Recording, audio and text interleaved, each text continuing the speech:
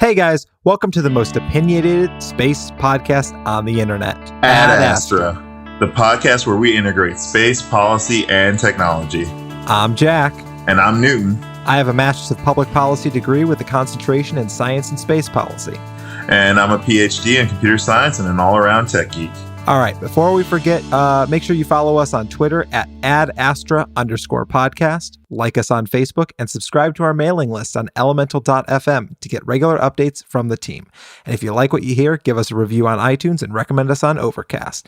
And special for the next couple weeks, go to elemental.fm/win to enter for your chance to win a signed copy of David Grinspoon's newest book, Earth in Human Hands. So today we're going to talk about the latest from Washington, where we'll dive into the March for Science and some of Trump's statements on Earth Day. We'll talk about the space news highlight of the week, which is an incredible space record being broken. We'll hit some international news where we'll give you updates from French Guiana. And we'll talk about the latest in tech, where we'll give some updates on Cassini and Enceladus and some big news that NASA had over the last couple of weeks. So, diving right into it, let's talk about the latest from Washington. Go ahead. I think everyone that listens to this podcast has been we've talked their ear off in the last couple of weeks about the March for Science, which took place on last Saturday, the 22nd. And me and Newton, we were there here in Washington, D.C. I know people who all across the globe saw people who were at them at their sister marches. So I mean, it was. I'm still sort of wrapping my head around the idea of a march for science. It's not a protest, not a rally for a specific cause like there will be this weekend with the climate rally. But it was just an overall call to the federal government and Congress and every state and local government out there to take science seriously. Newton, do you have any thoughts off the top of your head? I thought the march was it was quite an incredible event, as you said, for people to gather together. And I would say that the march actually did have a few direct causes and principles and goals, which we talked about on our last episode, the Rogue episode, if you will. But it was incredible. It was hopeful to see so many people getting out there to, first of all, march just in the name of science. You got a bunch of introverts out of the house, but on another note, you got a ton of support from people who aren't necessarily a part of. Who aren't necessarily scientists themselves, just coming out in support of science and recognizing how important it is. First, I think we should get started before we talk too much about the March for Science. Why don't we tackle a couple of the president's quotes on Earth Day as people were marching on the Washington Mall, and people were marching all around the globe. I've even seen scuba diving pictures from oceanographers with protest signs held That up. was my favorite one by far. That was the coolest one. Wake Island out in the middle of the Pacific. Yeah, that was. I thought that was beautiful. But on Earth Day, the president ended up giving a speech, as most presidents often do, since we've had Earth Day, which started back in the early 70s. And in his speech, he noted several things. He stated that rigorous science is critical to my administration's efforts to achieve the twin goals of economic growth and environmental protection. I'm just going to read a couple more quotes from the president. My administration is committed to advancing scientific research that leads to a better understanding of our environment and of environmental risks. As we do so, we should remember that rigorous science depends not on ideology, but on a spirit of honest inquiry and robust debate. This April 22nd, as we observe Earth Day, I hope that our nation can come together to give thanks for the land we all love and call home. And finally, since this seems to be the new language of presidential politics, he tweeted out, "I am committed to keeping our air and water clean, but always remember that economic growth enhances environmental protection. Jobs matter!" Exclamation mark. Jack, your thoughts?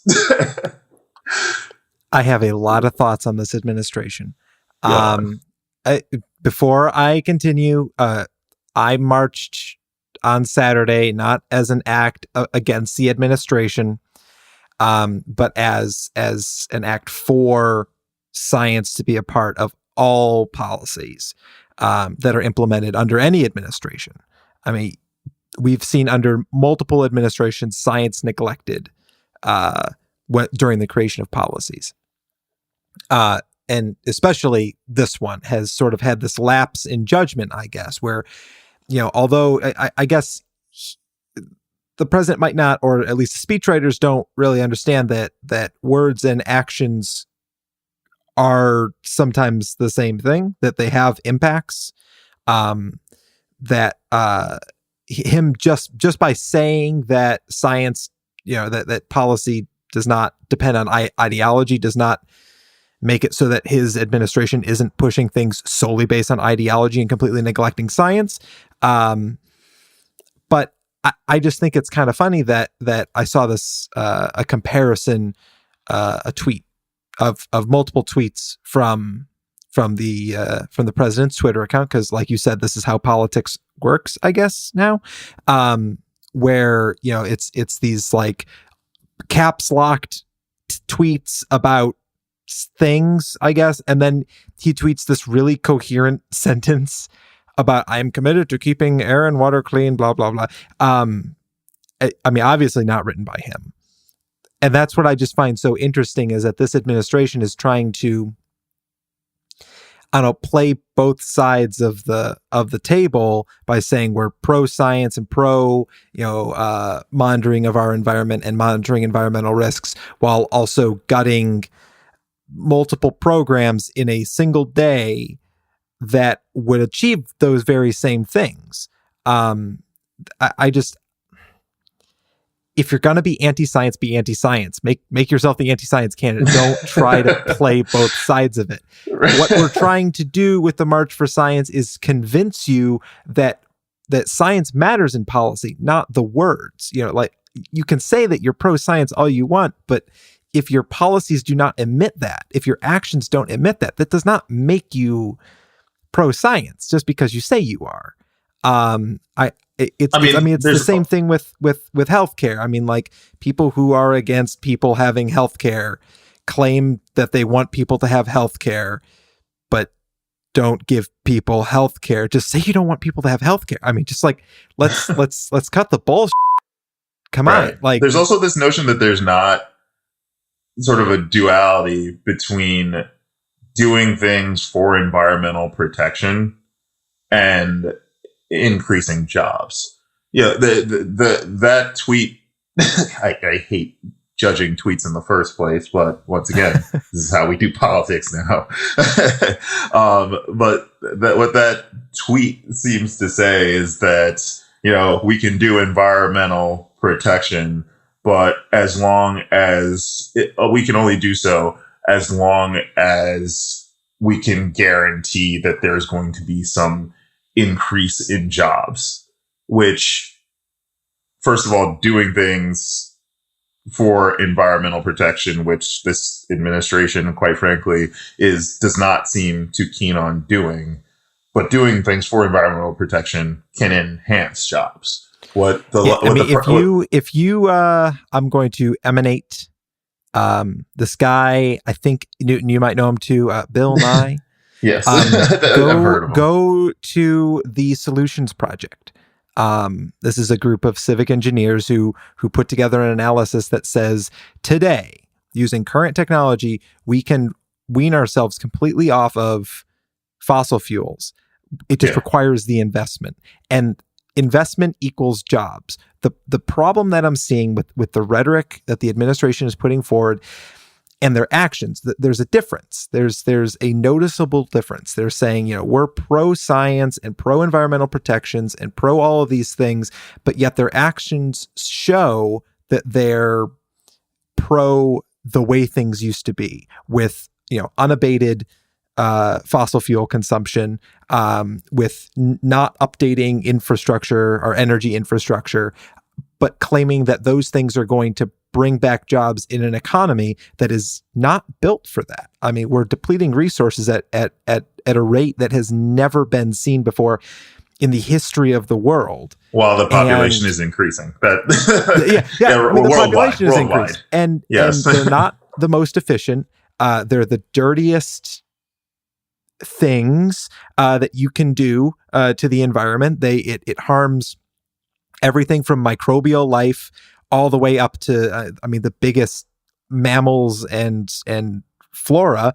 And you claim that that's going to create jobs? No, what creates jobs is investing in new technologies. I mean, I see time and time again in speeches that the president gives, claiming that what makes America great is innovation and new technologies. And I will agree with him on that point, but he's not investing in that. What he needs to be investing in is clean energy, because that's the way of the future. And I'm going to get off my soapbox for like 2 minutes before we start the next topic. No, I mean, you're absolutely right. The government finding ways to invest in, and as we've talked about this before, certain high risk, high reward technologies that the private sector that can then benefit from is a working paradigm. And there are tons of new frontiers within the green energy space, within the climate change investigation space, or climate change R&D space that could be funded, that would create new technologies, new industries that would permit significant job growth. And it's a shame that this administration can't seem to see that. But I also think that it's not something. It's very easy to kind of blame the president for all of this, because he's the face of this thing. But there seems to be an entire group of people that are just ardently against doing things that would benefit the environment, either because they don't want the status quo to change, or they are just in firm denial, or, as we talked about last week, are just treating science as a cherry-picked belief system where they can pick and choose the science that they want to be true. And by pick and choose, I mean, I can use a cell phone. I can believe that my cell phone is able to communicate. That requires scientific results to work.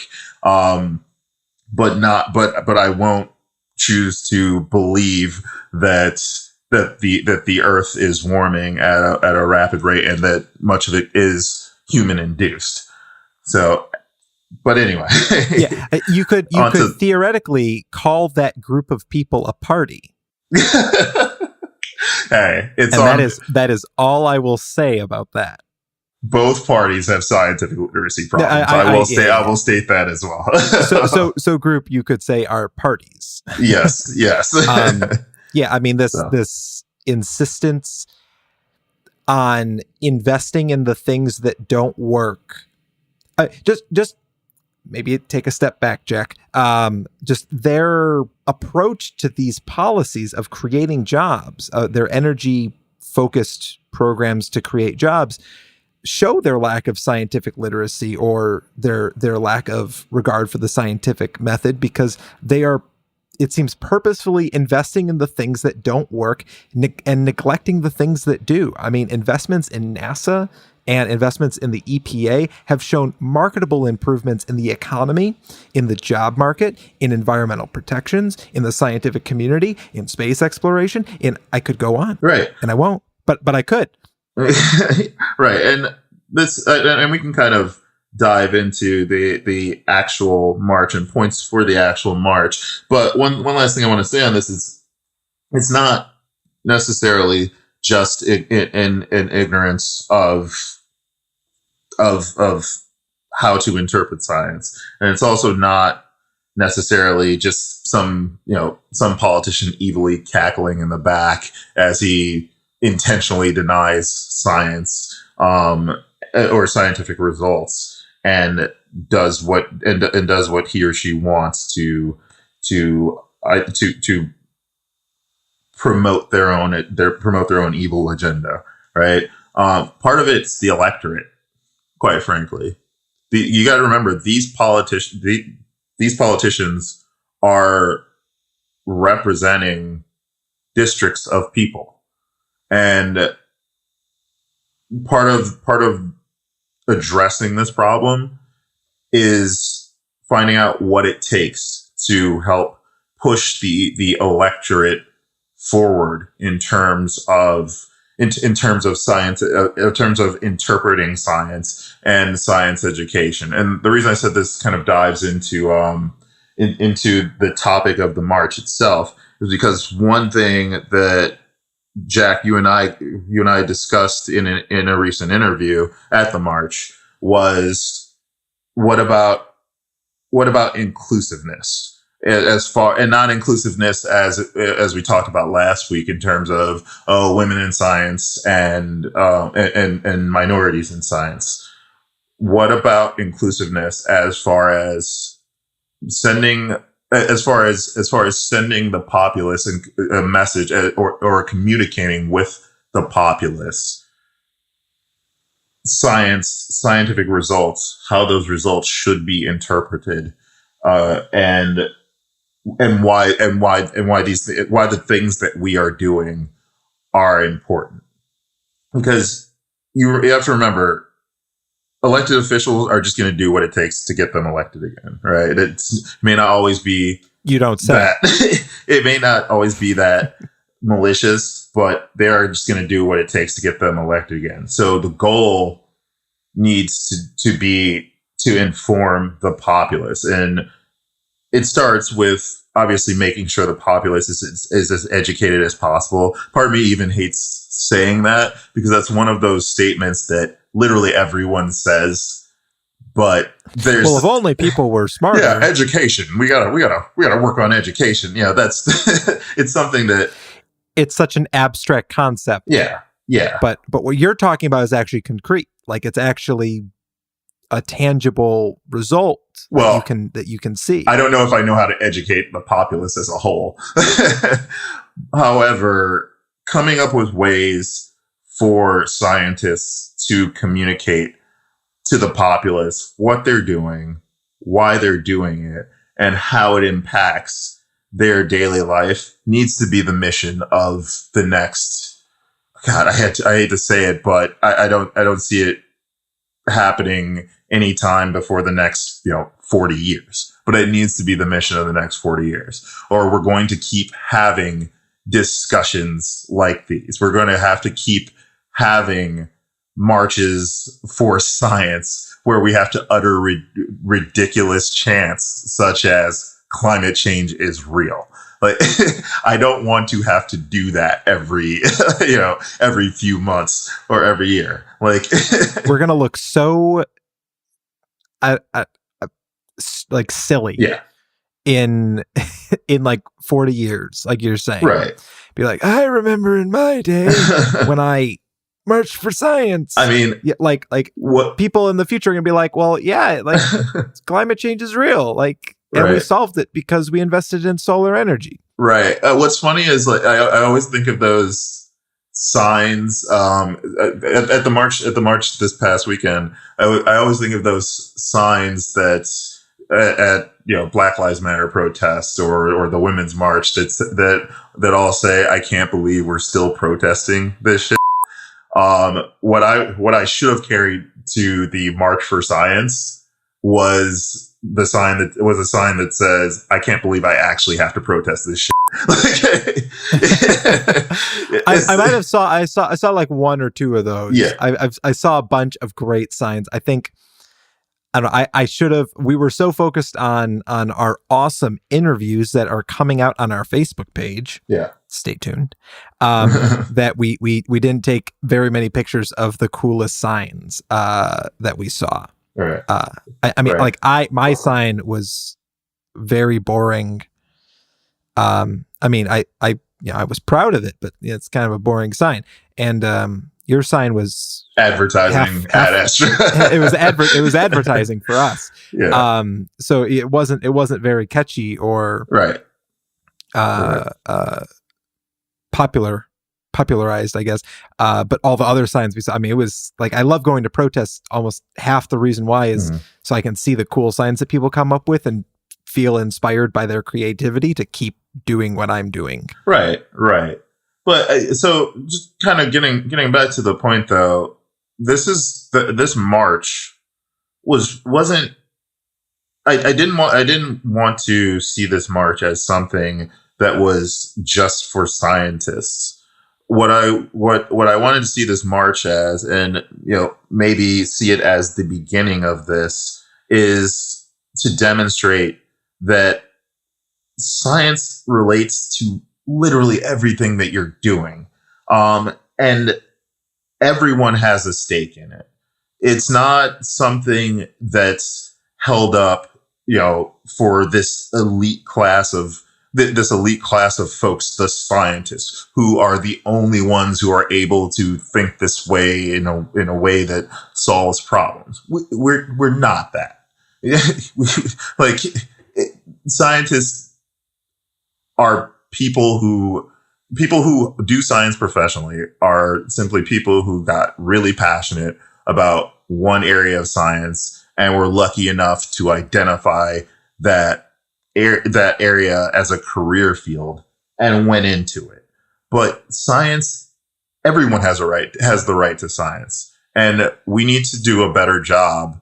We, as in people like us who are doing science media, people who are professional science communicators, like Bill Nye effectively is one now. Neil deGrasse Tyson, Cara Santa Maria, all of those folks, as well as scientists in general. We need to do a better job of allowing the public to understand that science and scientific results don't just belong to the scientists; they belong to everyone. And that's part of the reason why we're naming this episode 8, The Last Science Guy, because as much as I love Bill Nye, and I'm not claiming that Bill Nye is trying to propose that he's the authority on science, but there shouldn't have. I would love it if in 50 years there wasn't a need for a science guy, because the populace took science in and treated it in the way that it should be treated. We all need to take time to understand these scientific aspects of life that impact us.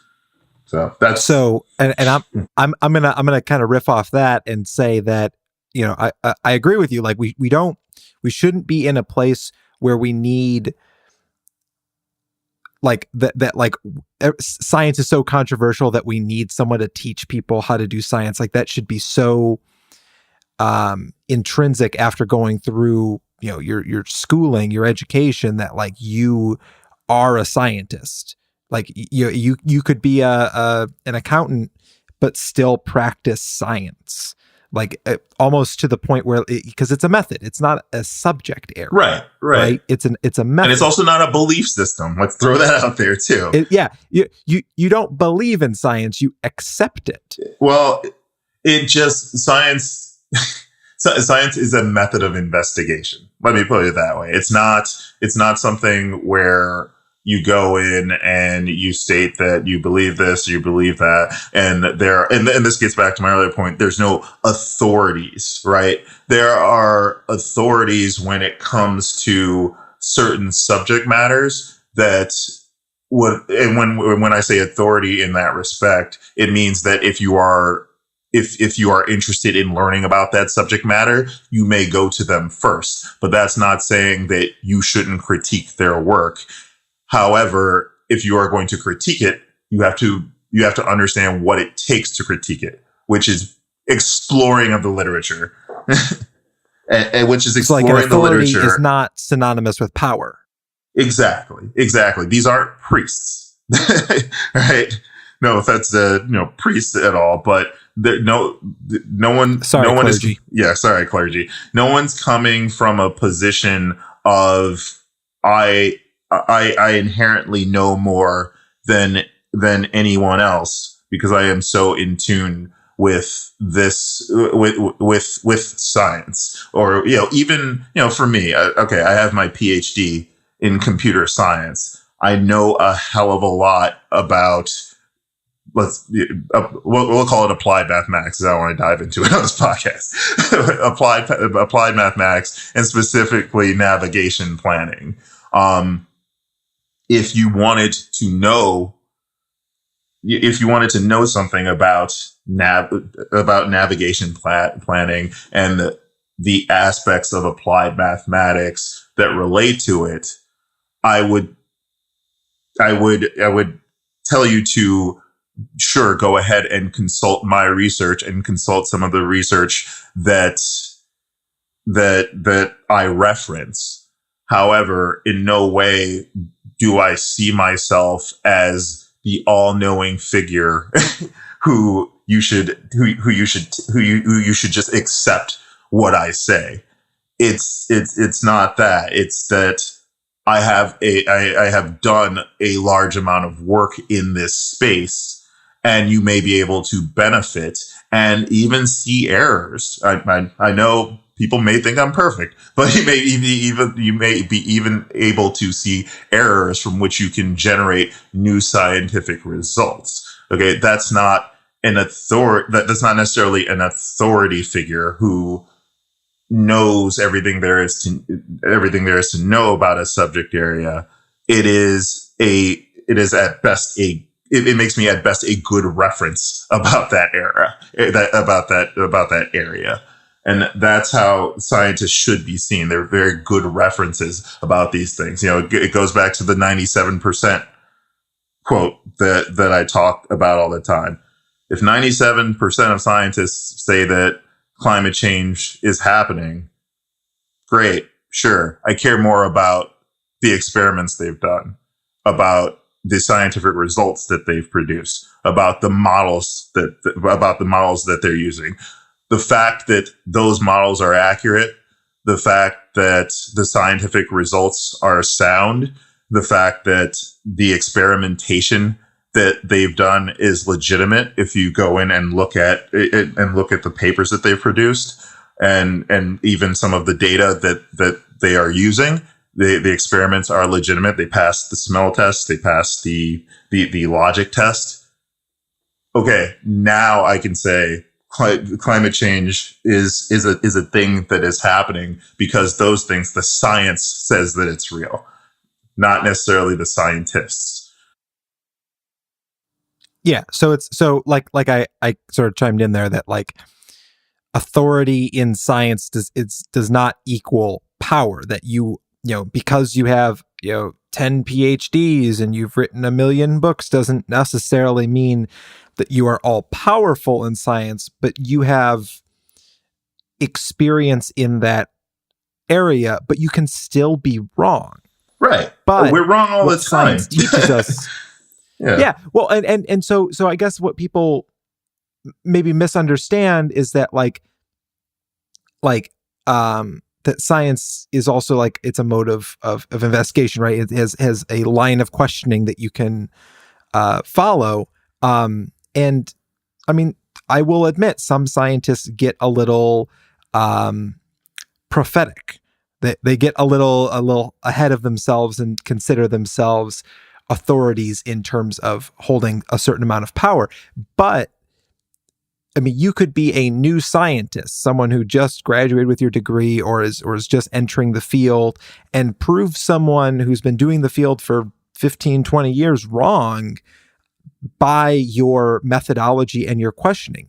But also what people misunderstand about science is that it's not wanton questioning and disbelief and denial of what is of existing research. It builds upon that research with another line of questioning. I mean, like someone might have, the person who writes the book on some scientific area might have a flaw in their methodology that was overlooked or is just sort of accepted as just part of, like a natural error that can occur. And it's not, they don't, prior investigation and peer review didn't deem it, critical to the research, and that the results then therefore are acceptable.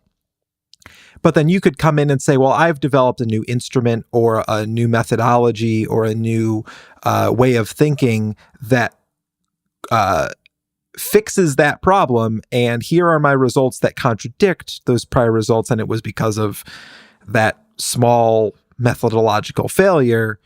I mean, it gets so abstract sometimes, the process of science and questioning, and that it's sometimes hard to grasp. And I don't think that our education system handles that very well.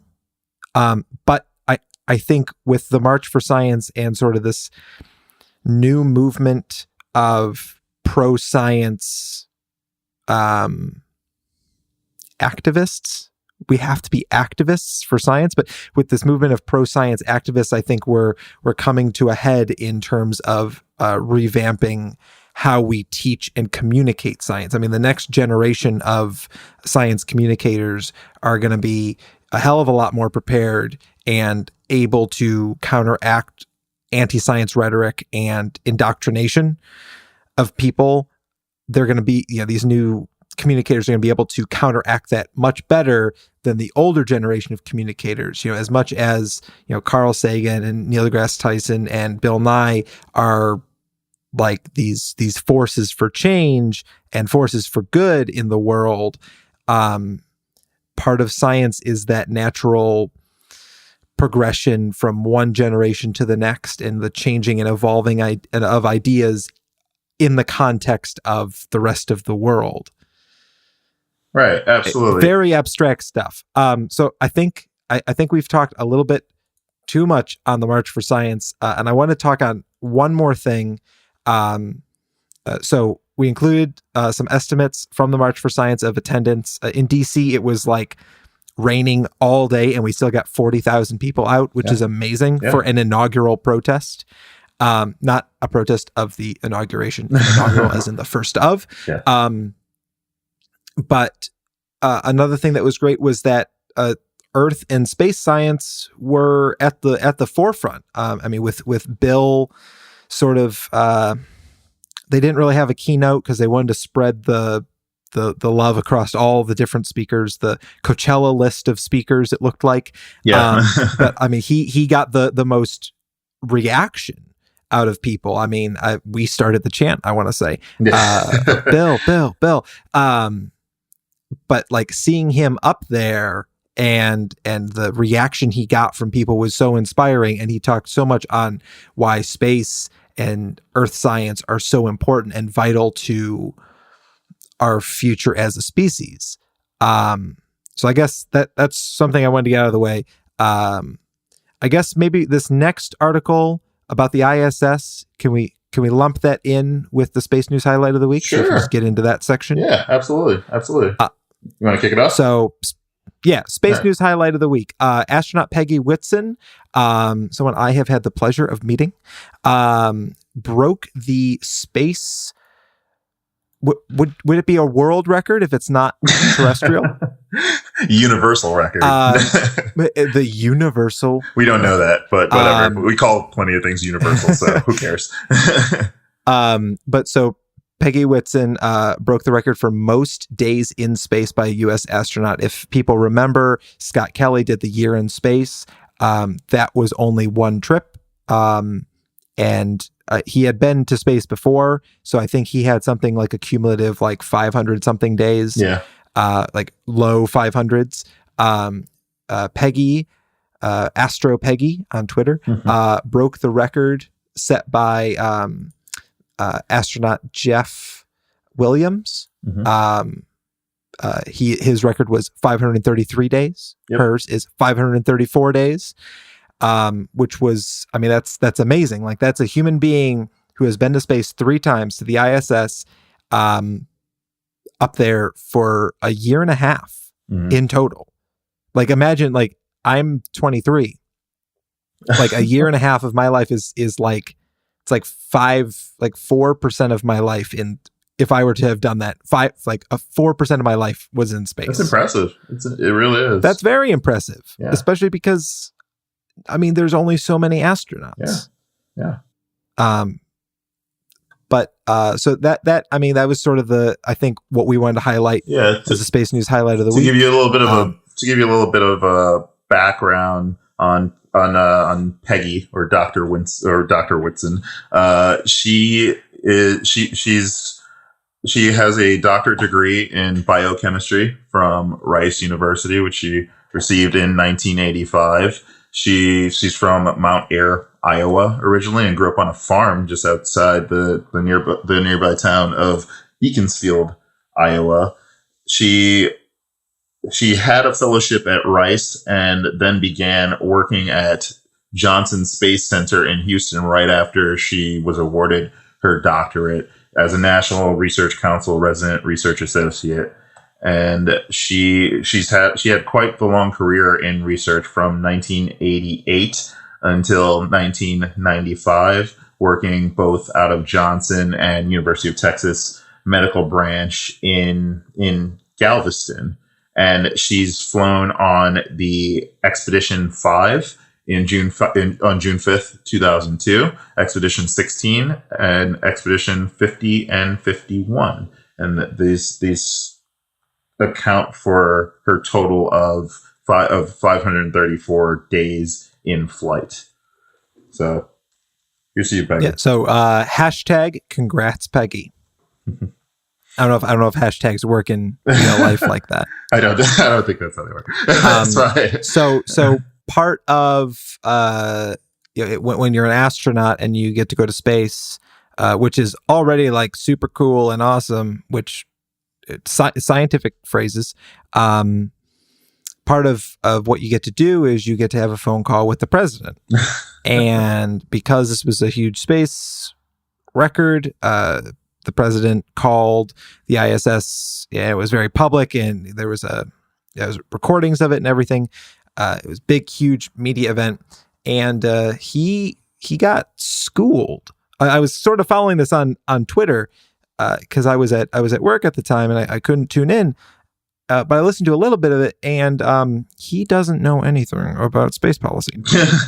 Well, I have a quote. I have a fun quote here from that whole conversation, and this is where Dr. Whitson, they're kind of wrapping up some of their conversation, and Dr. Whitson says, "Well, right now we're taking solar power, which we collect, and are using it to break apart water into oxygen and hydrogen. The oxygen we breathe."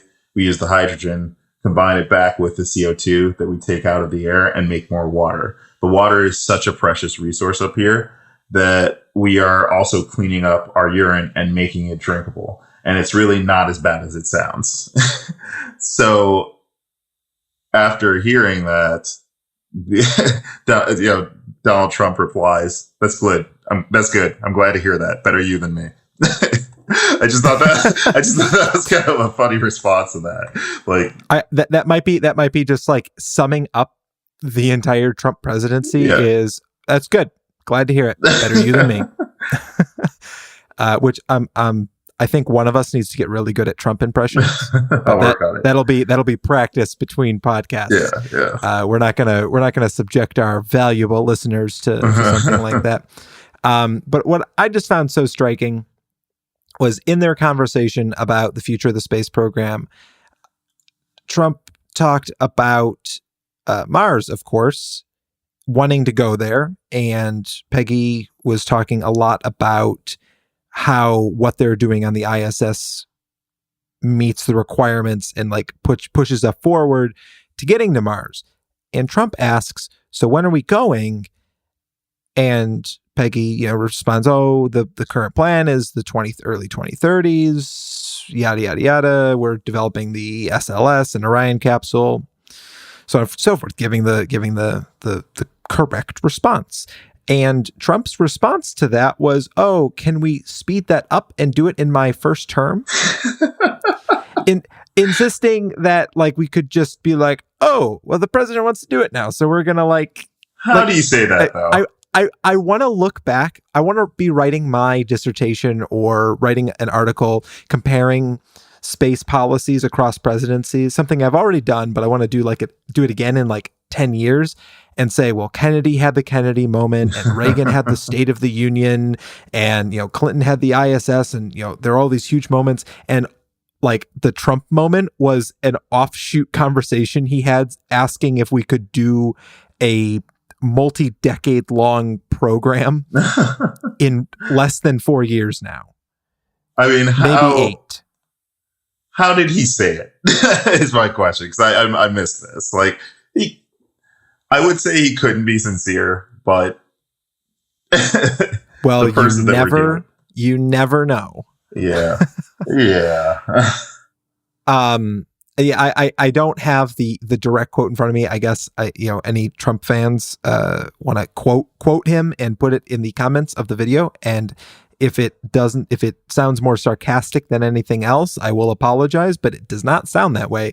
It kind of sounds like he just wanted to say, let's go to Mars in less than 4 years, when right now the transit time is like 2 years. We're like at opposites right now. We can't.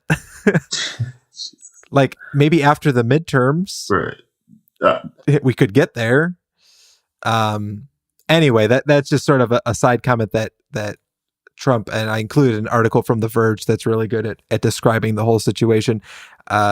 Just how he just doesn't get the space policy. And I get it. Like when you're president, you have so many policies that come across your desk. But as someone who wants to, quote, make America great again, like you'd think that like, and with such an insistence every time that NASA does come up, that he mentions how NASA makes the country great more so than any other agency or department.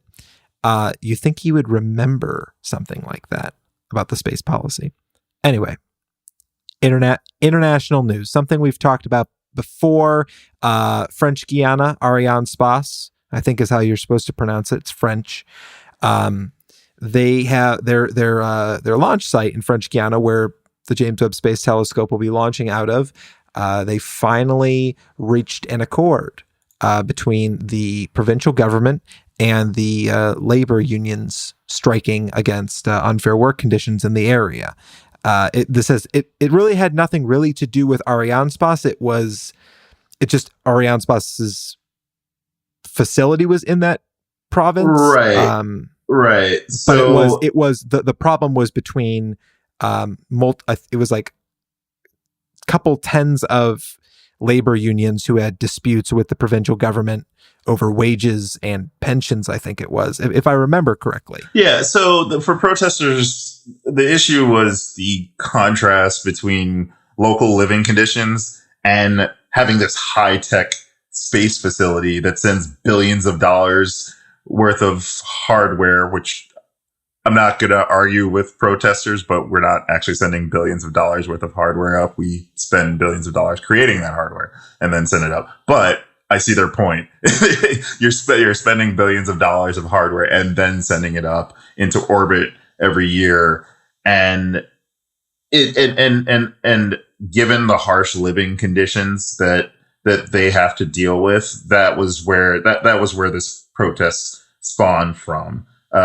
Jean-Yves Le Gall, president of the French space agency CNES, which runs the spaceport, said on April 4th that he was confident launches would resume in the coming days because they started having these talks. But for more than 7 weeks, French Guiana had been effectively shut down by these protests and the general strike. I mean, this movement closed schools, grounded flights, and stranded cargo ships of goods in the capital's port.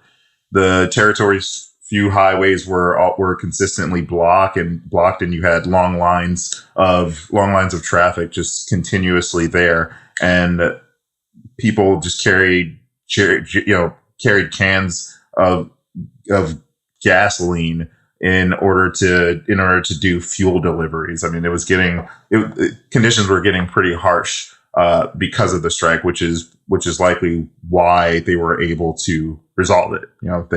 They seem to get their point across. So this is something that's rooted in the territory's colonial past. The French Guiana was started as an agricultural and slaving colony since the 17th century, and much of the agricultural infrastructure of French Guiana disappeared after the discovery of gold in the mid 1800s. And after slavery was abolished there, the territory became a penal colony whose inhabitants included political prisoners like Albert Dreyfus and Henry Charrière, who would later write books like Papillon, for those who've read that. And the conditions on the island just stayed as it was a consistent state of poverty.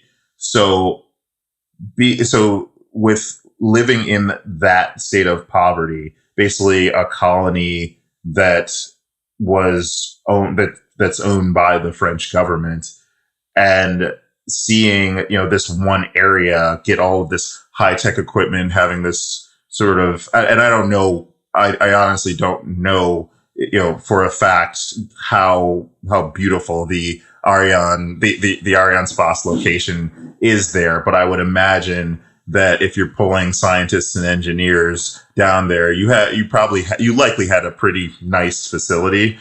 And just with the intense poverty that existed in French Guiana compared to having this beautiful facility that the locals don't see that much of a benefit from, that's where these protests spawn from. But fortunately, they were able to broker a deal here with the president, and more will come in the coming days as far as what that deal actually entails. Yeah, I mean, this is sort of an important issue because I as much as I love space exploration, being able to keep people out of poverty and feed people and educate people is vitally important everywhere across the globe, and space can help in that. I mean, the technologies that we produce through the space program and through space programs around the globe, we're able to develop new technologies that can help us feed and clothe and support people better and more efficiently and more cost effectively. But you have to you have to also invest in those things, in the transfer of those technologies, and not just the investment of them. So I feel for the labor unions. I mean, we see this across the globe, with post-colonial areas. Yeah. I mean, we see this a lot in Africa, especially Western Africa. I mean, Haiti's still suffering. That's just, and Haiti's still. I mean, we even see this in parts of the United States that we're still sort of reeling from a colonial past that's 250, 300 years old. Or segments of cities that were kind of left behind by a slightly more richer populace. I mean, these are real problems, and I'm I'm going to steal again. I'm just stealing everything from Bill right now. But we are able to do guy we don't everything need. all at once. No, The science guy we don't need. I'm going to steal all of your ideas. I mean, we can do all of these things at once. We can feed our people and educate them and clothe them and have a robust space infrastructure and economy that creates jobs, high-paying technical jobs for people all around the globe. We just aren't. Our governments just aren't very good at allocating those things because some of these structures within governments are so archaic. And I mean, especially in the United States with, I mean, I think maybe one of the worst decisions made under Speaker Boehner was cutting cutting pork barrel spending, like where they're able to say, well, this money's going specifically to this district. I think that's really good. I mean, you can really alleviate some pretty major problems. I mean, granted, the corruption is where the problem was, where it was these already wealthy districts deciding on where the money was going. Therefore, it went to only wealthy districts, and poorer districts were underrepresented and underfunded. But if you had a more non-biased way, non-corrupt way of allocating those funds by saying this district doesn't have, or even within districts, this area, this region of this district doesn't have the proper tools to feed, clothe, and educate its populace, we can directly invest there as opposed to creating programs that then I mean, sometimes the wording of programs is so convoluted where you're like, well, of course, the only, township that is next to the bay, has 3 highways and 2 school districts is this one city. Why not just say, let's put the money in that one city? I mean, it's so convoluted, and I think you get even more corruption. So I'm just going off on a tangent now. It's difficult to micromanage. I mean, and it sucks saying that, but from just a problem solving standpoint, to manage a budget, but to want to address federally, we're French Guiana is a whole different story, but we're talking U.S. system. Wanting to micromanage and basically fund every single problem in the United States leaves you with a prioritization problem. I'm sure there's a formula for optimization there that that we just don't know about yet. But how do you prioritize? An algorithm. Yeah, an algorithm. Yeah, exactly. For optimizing, optimization can lead to it and can be an entire class of algorithms. The formula that I was discussing was an objective function for the optimization algorithm, but that's getting into the weeds. But I'm sure there is some sort of prioritization algorithm that exists, or maybe it doesn't. Maybe we'll discover that it's not discoverable. But figuring out exactly how to prioritize which problem to solve. I hate this phrase, but there are not an unlimited amount of resources. However, I'm countering the phrase that I hate. However, there must be an intelligent way to distribute those resources. I mean, if you think about the world hunger problem, and I'm pulling it back to science here, that's something that can be addressed through GMOs. It's policy that doesn't allow us to do that, right? That's a key example of us not necessarily spending an infinite amount of dollars to go and have everyone grow their food organically and do all of those things, but instead produce them through GMOs, which can be a perfectly safe process and does produce perfectly healthy food to eat. But because of both policy and a lack of scientific literacy on that front, we don't do it. These problems get more complicated. These problems get more complicated than just the spending and distribution of resources and the direct solutions to the problem. Science has a solution. Science and technology have solutions to a large number of problems, but carrying them out is extremely difficult, as you know, Jack, the policy person, as I am as the policy very person well is aware of. I mean, I think it's Bill, not Nye Gates, who says this. I mean, we have enough food. We produce enough food every year to feed like 10 billion people.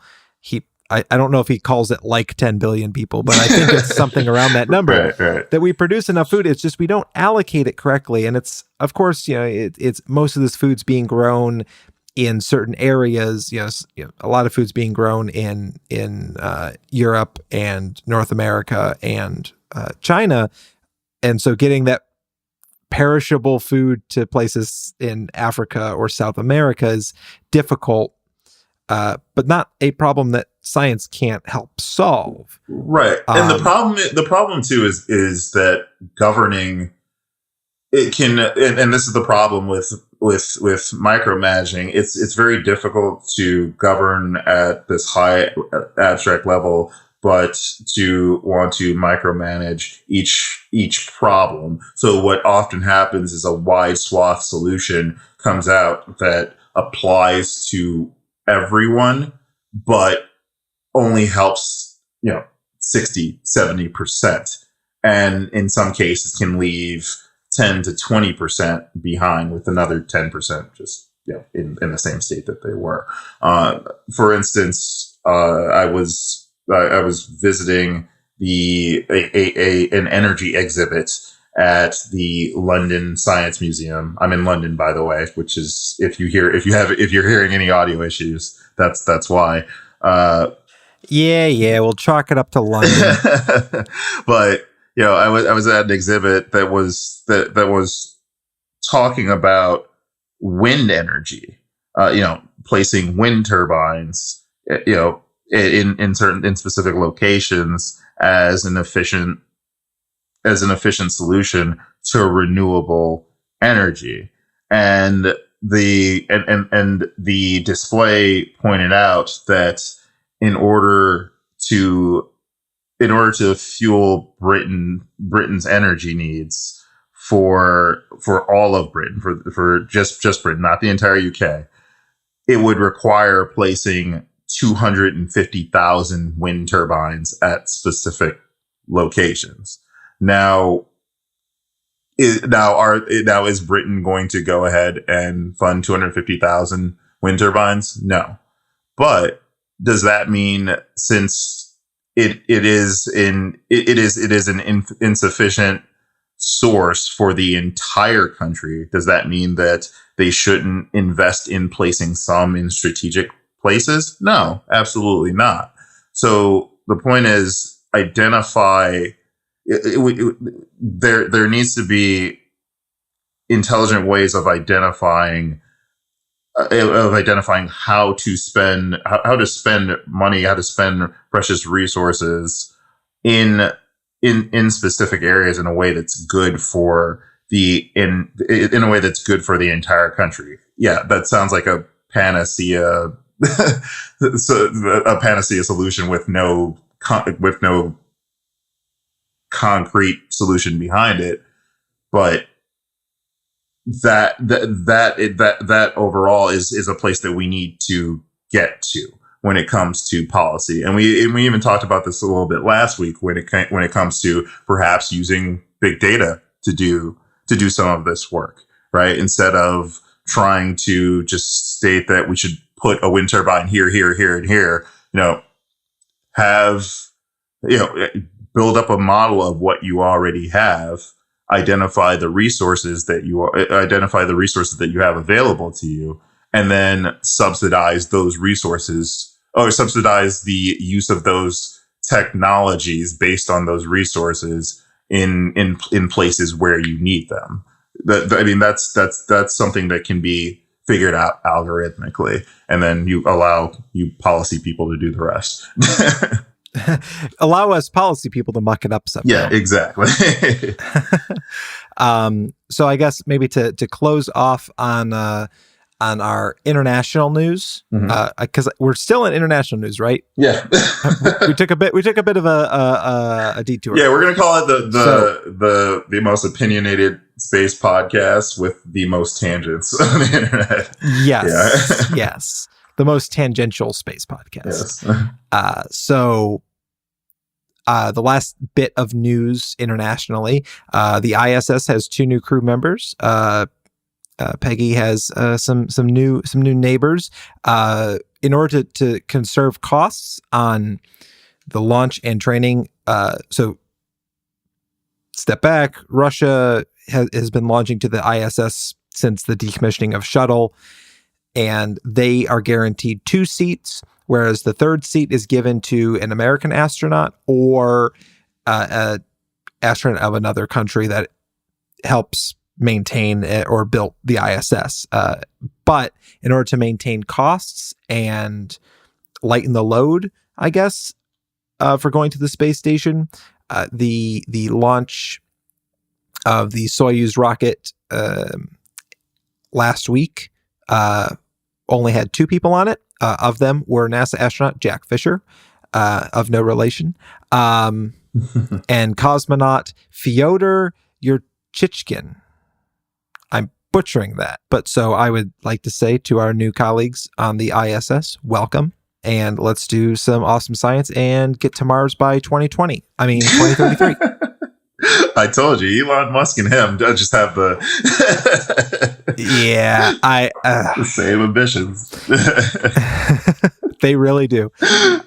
So let's do a because we're just over an hour right now. Okay. So let's do a quick latest in tech. So yeah, it's going to be a quick latest in tech. I had a story about space Ethernet that I'll save for you guys next week. There's an interesting IEEE story, and that's an ongoing project, so you won't miss anything, I promise. But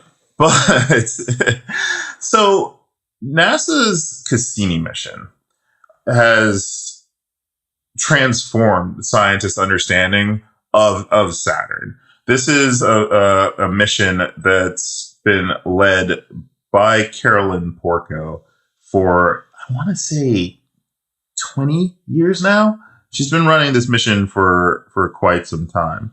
The missions run out of the Jet Propulsion Laboratory over in Pasadena, California. And one of its biggest discoveries was the fact that one of Saturn's moons, Enceladus, is actually shooting water out into space as a jet stream just out into space. It's an incredible. It's one of the most incredible discoveries that's been made at Saturn, much less anywhere else in the solar system. So 2 papers were recently released in a major announcement by NASA. In the papers, Cassini scientists announced that a form of chemical energy that life can feed on appears to exist on Saturn's moon Enceladus, and that Hubble researchers reported additional evidence of plumes erupting from Jupiter's moon Europa. Now, I'm going to talk more about Cassini specifically because the plume news for Jupiter's moon Europa is a bit newer, and I think we're a little further along with identifying the notion that there's a potential source for life on Enceladus. So the presence of ample hydrogen in Enceladus's ocean means that microbes, if any exist there, could use it to obtain energy by combining the hydrogen with the carbon dioxide dissolved in the water. That chemical reaction, it's a process known as methanogenesis, produces methane as a byproduct, and it's one of the things that we believe. That process is one of the things that we believe to be at the root of the tree of life on Earth, and could have even been critical to the way that life evolved on our planet. Okay, life as we know it requires 3 primary ingredients: liquid water, a source of energy for metabolism, and an additional chemical ingredient, or a mix of chemical ingredients, typically carbon, hydrogen, nitrogen, oxygen, phosphorus, and sulfur. So with this new finding, Cassini has shown that Enceladus, that tiny moon near Saturn, has nearly all of the ingredients for habitability, which makes it a very exciting moon to land on. And it's also, I know that people have been excited for a Europa mission, and as much as I would love to see us do both, Enceladus might be the easiest candidate, or the lowest hanging fruit for us being able to identify life somewhere else in the universe. It also might be cheaper. Now, that's not to say that it's going to be a piece of cake to get there. I think that often when it's talked about, because it is actually much easier to get to than Europa, because you don't have to, go through, you don't have to deal with Jupiter's radiation. You still have to deal with a ton of, you still have to deal with a ton of engineering problems, but sending some sort of lander to Enceladus to do some of the chemistry work required or chemistry and biology work required to identify both the ingredients for life that would exist in that water and any other complex organics that could be found in its oceans is significantly easier than going and drilling on Europa. Now, there's a couple of proposed ways to get there. The first is the flyby, which would just require us flying through the jet plume. But the issue with that is I believe that would become a lot more difficult to analyze the chemistry of the water that we would catch as we were going through that jet stream, because you're dealing with a spaceship that's just still going effectively. So the lander approach that would just sit there and collect as it's getting rained on, I think is the more feasible approach. One of the questions, though, there's two key questions, I think, when dealing with this is, where on Enceladus do you land, right? Do you land somewhere that gives you the most access to that gives you the most access to the snowflakes that are sprinkling down on Enceladus, such that you can collect as many samples as possible, because then you run the risk of, for instance, the rover straight up getting buried, right, or the lander getting buried. Do you create something that can move around in case, for instance, the complex organics that are falling down far away from a geyser that's firing these streams out, may not contain everything that you need, so you need to move closer to the geyser. In that case, it's very difficult to move, because you're talking about a snow, basically an ice and snow covered covered world, not planet. Well, new definitions of the word planet might include Enceladus, right? So also when it comes to that moving around, as we learned recently from Cassini's pictures, there are sort of these tiger striped segments of Cassini of of Enceladus that seem to represent sort of potential cracks in the ice or flows. How do you move around those and get to the appropriate spot on Enceladus for probing for life? And also, what if it's just habitable but vacant? If we go there and we see nothing, what other science is there to do at Enceladus? There's analysis of the water material. There's the search for if it's not life, perhaps more complex organics. There's a ton to see there. So these questions will get answered over the coming years. But for right now, Cassini is getting ready to end. Cassini's what NASA calls Cassini's grand finale, will occur in September of 2017. So coming up real quick, I think it actually just flew by Titan for the last time. Yes. So I want to say, let me check the date on that. It was April 22nd. No. It was a few days before that. Yeah. Well, yeah, it was in the last week that it flew by Titan for the last time. And I just had this webpage up. There it is. Sorry, folks. Okay. Yeah.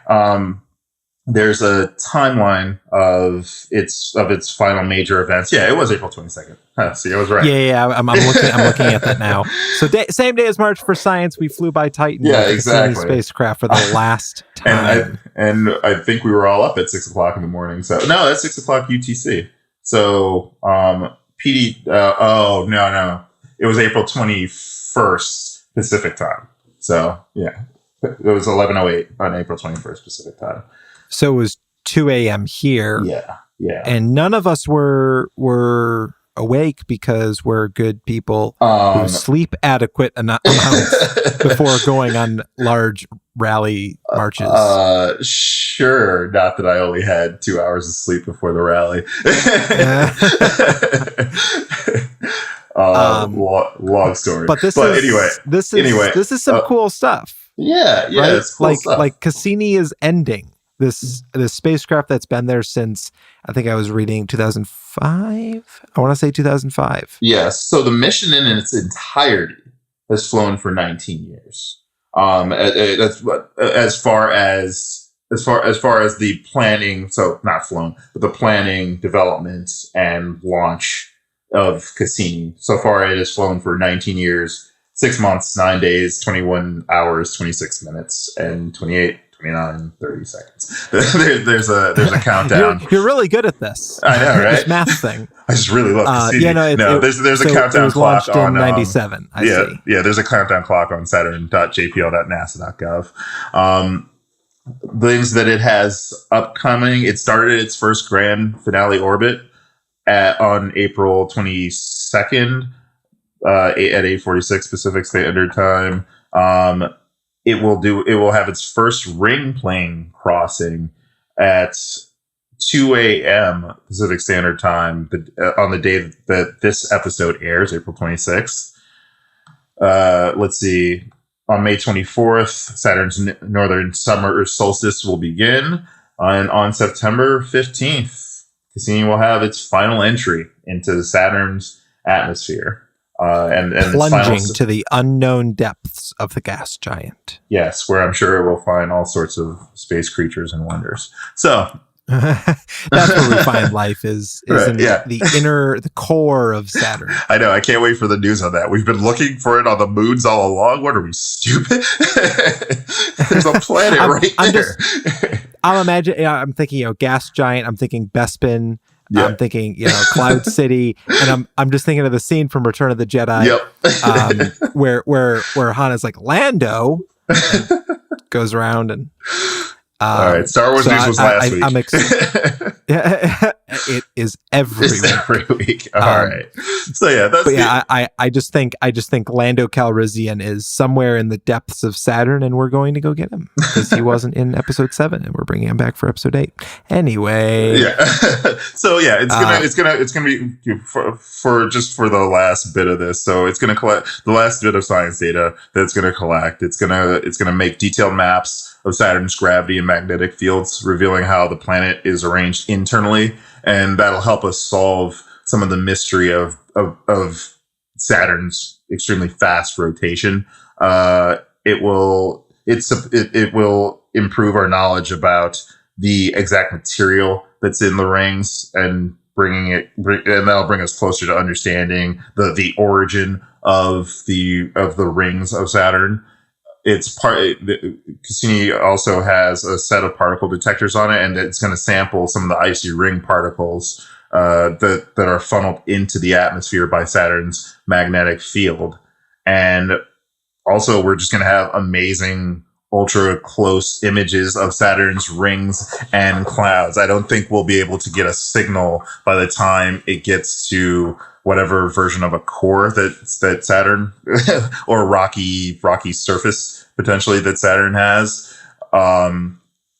But we will be able to get some great images of its clouds before it finally signs off and gives us its last signal. So I can't wait for the new desktop backgrounds. Yeah, so I'm gonna get from this. So yeah, all in all, Cassini will have spent 13 years in orbit around Saturn, following a 7-year journey from Earth. So yeah, that was okay. So that was about 20. That will have been about 20 years. Okay, so yeah, launch in 97, arrived there in 2004. Yeah, and it's been orbiting since then. Yeah, 13 years. Yeah. It'll be like 13 and some change, some months. Yeah, and once again, Cassini has helped us reveal a massive amount of knowledge about Saturn, but even more interesting, its incredible moons. Enceladus and Titan. Titan is just one of the most interesting places in the entire solar system. Granted, it likely doesn't have life, but some of the experiments that we could do there, if we sent a submarine or a boat to try to surf some of its rivers that are just teeming with complex organics, or if we sent, for instance, Montgolfier balloons. This is something I did a little bit of research in a few years ago for my dissertation. To just float around and take pictures of Saturn's surface. I'm sorry, of Titan's surface, and do detection of its clouds. I think that's not something we would have even thought about before Cassini was launched, and it's revealed a ton of information about moons like that, and the fact that we can have moons that exist that have interesting aspects such as those. That's just not something we would have known about otherwise. So yeah, Cassini's done a great job over the last 20 years, and we'll look forward to the next one. Sad to see him go. Yeah. So, but yeah, so I guess we're approaching an hour 20. I think our podcast is fast becoming an hour and a half every week. I know. I keep telling people an hour. And well, you get them in for an hour, and then they're like, there's only 20 minutes left. Like, what's another 20 minutes listening to Jack and Newton talk? Yeah. So the last thing I want to talk about, just really to kind of bring up in our coming soon to space, is the NASA Space Apps Challenge, which is a great competition. If you've ever been to a hackathon, it's basically that, but sponsored by NASA. They have grants for basically location. I think NASA only does grants for the United States competitors, or for groups in the United States who are organizing events. But there's events all over the globe. I was just everywhere, from Berlin to Bangalore. Yeah. Locations. They have to have a search bar because there's that many places, right. From Nigeria to Japan, Egypt to the United States, there's somewhere for you to do hackathon things. I volunteered with the DC or the DMV group that put this on. Unfortunately, they are not putting it on this year. So there's not really much to do in the DC area other than unless you want to do a virtual. Time out. Is APL not putting it on this year?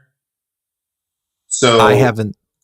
If you look, seen anything, they could potentially be putting it on in Maryland. If you look in Laurel, Maryland, I'm doing a quick look right now, ladies and gentlemen. Jack, go ahead and keep talking. Oh, so yes. They are doing it in Laurel, Maryland. There you go. Right.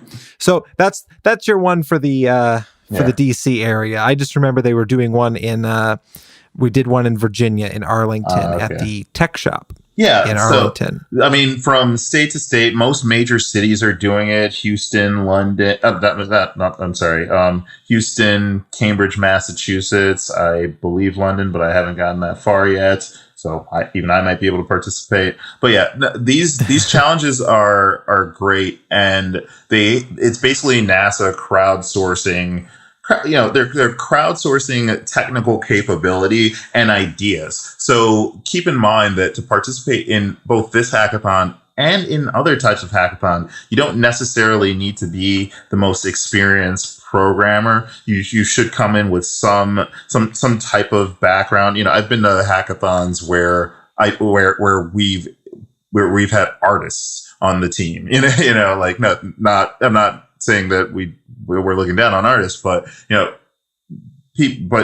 there's tons of ways to contribute to the hackathon and to lend ideas, and there will be people there programming. So feel free to just hop in and join a team. But one of the things that's interesting about this Space Apps Challenge, I've seen a lot of the other Space Apps challenges, and I would say that Earth sciences versus space science. In space science covering a whole umbrella, human medical, things like that, is roughly 50-50, sometimes 60-40 Earth science. All I see is Earth science for the space challenges here. I'm not shocked. If you've been listening to the podcast, you're not shocked. It's a problem that's not being directly addressed by the government, so we have to take it into our own hands. Yeah. And you know what? Why don't I read? I'll read these off for the audience and see if any of them actually sound interesting to you. There's ideate and create, and so challenges in that category will ask you to interpret NASA Earth science data creatively and design new ways to use that data, basically, and new means to visualize and convey that data to researchers. There's our ecological neighborhood, which is taking NASA Earth science data and using it to study ecological systems and generating solutions to understand life here on Earth better. So these are very broad challenges. So it really allows you to come in, identify a specific problem, and attempt to solve that problem. The final three are warning, danger ahead, which basically is asking you to analyze NASA data to monitor natural disasters and phenomena and be able to assess their impacts. Some of the projects that come off of that could entail using outside data and integrating that with NASA data to understand what the impact of a specific natural disaster will be on things like critical infrastructure. So that may be an idea. I'm just tossing out free ideas because I probably won't be able to participate in this. Planetary blues. This one is focused on analyzing and visualizing NASA's data on the hydrosphere, that's surface and groundwater, and the cryosphere, sea ice and ice sheets. And the final one is the Earth and us, which allows you to combine NASA Earth science data with sociological and economic information in order to help with exploration of that data for new applications. This is an area of computer science called, it's to some extent it's HCI, in that you are allowing analysts to better investigate a data source in order to help them with an application. And so the Earth and Us just allows you to explore that data, that information, not only to gain new perspectives on human environment interactions, but to help with human computer interactions in that space. So those are the 5. And sometimes some of the individual facilities will come up with their own offshoots of some challenges, but these key 5 will be there. And I'm interested in seeing what people come up with. So yeah. So, so if you haven't been to a Space Apps or a hackathon, basically it's a 24-hour period. Mm-hmm. Sometimes 48, sometimes it's 12 hours one day, 12 hours the next day, or whatever. Sometimes it's overnight, whatever. Where people get together and solve these problems and come up with new solutions and app ideas. And some of these really go on to become real products or real applications. Which is awesome, and it's crowdsourced and generally crowdfunded. The sort of bringing of these things together. Yeah, I think there are some NASA grants for getting these things set up, but a lot of the funding and research and manpower that goes into this is from the community, which is awesome. I mean, if you're able to make it to a hackathon or this Space Apps Challenge, which is we probably should list the dates: April 29th and 30th. Mm-hmm. Go to the website, which is in the show notes. There might be some differences in time. I know they're given a bit of a grace period for when they can have their event. So they might be earlier than those days or a little later than those days, but it's around April 29th and 30th. Yeah. And once again, next weekend. Once again, these are broad challenges that they have on the website. They break them down into further challenges to give you an idea. But really, if you've just been having ideas about, and if you've been poking around with, some of NASA's open source data, and you have an idea to bring to the table, that's totally fine as well. They have a bring your own solution section to almost every one of these. So yeah, I strongly urge you to take part, participate. It's hackathons are a great way to network with people, a great way to recruit people if you work for a company, a great way to get a job if you're looking to be recruited, and just a great way to state that you solved a problem and you're able to open source whatever that is, and you get to say you solved a problem for NASA. That's which is pretty freaking cool. Yeah, it's cool. So we're close to an hour and a half. I hate to be the guy that keeps mentioning the time on this, because even for you listeners, it might be different. Anyway, recording time, hour and a half. So I think this is where we sign off. I think the last thing I want to mention is make sure you go to elemental.fm/win to enter for your chance to win a signed copy, a copy of David Grinspoon's newest book, Earth in Human Hands, signed. He signed one for you, the valuable listener of the Ad Astra podcast, the most opinionated space podcast on the internet. I love our new catchphrase. It's time for the science guy to end. I had to say it. All right. Tom, if you need to put some cool music behind that. Yeah. Anyway, guys, thank you for listening. Make sure you follow us on Twitter, Facebook, and we have an Instagram now. Maybe we'll have Snapchat and soon, a YouTube. And a YouTube channel. And we have YouTube now. Oh, we keep innovating at the Ad Astra podcast. And sign up for a mailing list. Enter for your chance to win Earth in Human Hands. A quick comment about the YouTube. We will have videos up about the interviews that we had at the March up on the YouTube channel. So stay tuned. Yeah. See some familiar faces. Casey Dreyer, Matt Renninger of the Planetary Society, Bob Picardo. That one is actually already up. And some other interviews with some great people from the Planetary Society and beyond at the March for Science in Washington, D.C. So recording from Washington, D.C. and London, England, this is Jack. This is Newton. And as always, Ad Astra.